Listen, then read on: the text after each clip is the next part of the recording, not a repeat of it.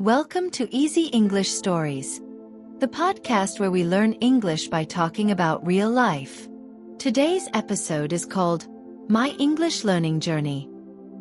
Whether you're just starting or already on the path, I hope my story will inspire you to keep going. Let's begin. I started learning English when I was around 10 years old. My first English teacher was kind and patient. Her name was Miss Sarah. At the beginning it was hard. I didn't understand much, and speaking made me nervous. But I remember the first word I ever learned: hello. Simple but exciting. In school, we had English classes every week. I used to do my homework carefully and try to memorize new words.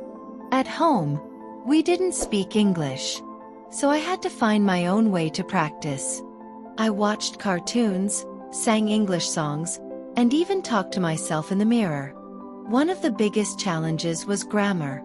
I often confused tenses, but what helped me most was practice, especially listening to English every day.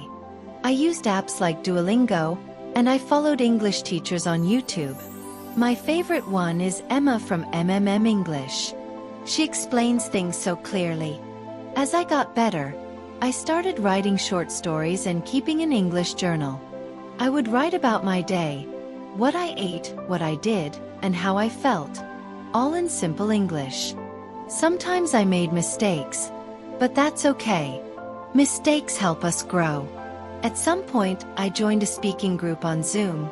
I was so scared to talk the first time, but I reminded myself, it's okay to be wrong. Just speak. With time, I noticed big improvements. I could understand songs without subtitles. I could watch shows like Friends and laugh at the jokes. That made me feel proud. One day, a tourist stopped me on the street and asked for directions in English. And guess what? I understood him and helped him. That moment changed everything. Since then, English has become a part of my daily life. I read articles, write reviews online, and post on social media in English. I even joined a 30-day vocabulary challenge. And I finished it. Now, I'm preparing for the IELTS exam. My goal is to score at least a 7. I practice writing essays, listening to sample tests, and speaking out loud every day. Of course, I still make mistakes. I still forget words sometimes. But I've learned that English isn't about being perfect. It's about communicating. If you're listening and you feel stuck, let me say this to you. Keep going. Even slow progress is progress. Speak, listen, read, and write. Every day, even just a little. You don't need to be perfect. You just need to be consistent. So that was my English learning journey. And I'm still learning, just like you. I hope this story gave you some motivation and ideas. If you enjoyed this episode, follow our podcast, leave a review, and share it with someone who's learning English too. And remember, your English journey is your story. Keep writing it, one word at a time. Thanks for listening. See you next time on Easy English Stories. Welcome back to Easy English Stories. Today, we're continuing with part 2 of my English learning journey. In this episode, I'll share more challenges I've faced, the mistakes I made, and how I stayed motivated through it all. Let's dive in. One of the biggest lessons I've learned in my English journey is this: making mistakes is not failure. It's part of learning. In the beginning, I used to feel so embarrassed when I said something wrong. I remember one time, I said, "He go to school," instead of, "He goes to school." My friend corrected me, and I felt a little shy. But I also felt thankful. Because now, I never forget that rule. Another time, I was speaking in class and I completely froze. My mind went blank. I forgot the word library. It was such a simple word, but I couldn't remember it. I felt silly, but I kept talking.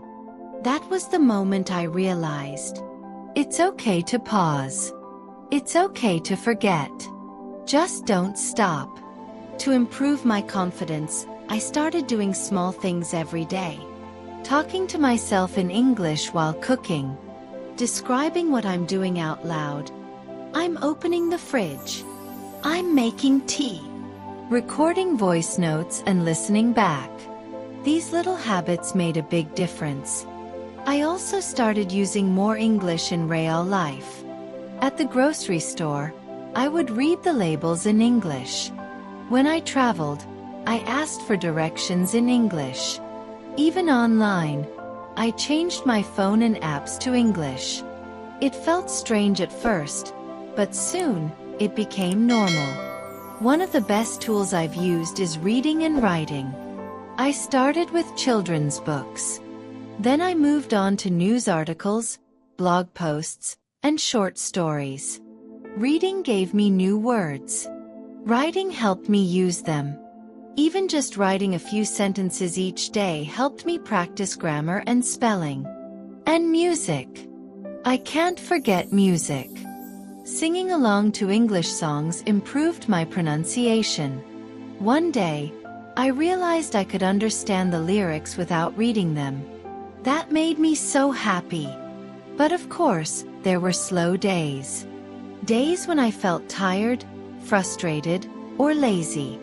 Days when I said, maybe I'll skip practice today. And you know what? That's okay. Learning a language is not a race. It's a journey. Some days are fast. Some days are slow. But if you keep moving, you'll reach your goal. Let me share some tips that helped me stay on track. Make English a habit, not a chore. Even 10 minutes a day can help. Use what you learn. Speak it, write it, share it. Celebrate small wins. Finished a book? Celebrate. Understood a movie without subtitles? Celebrate. Find your why. Why are you learning English? Travel? Career? Friends? Keep that reason close. Don't compare yourself to others.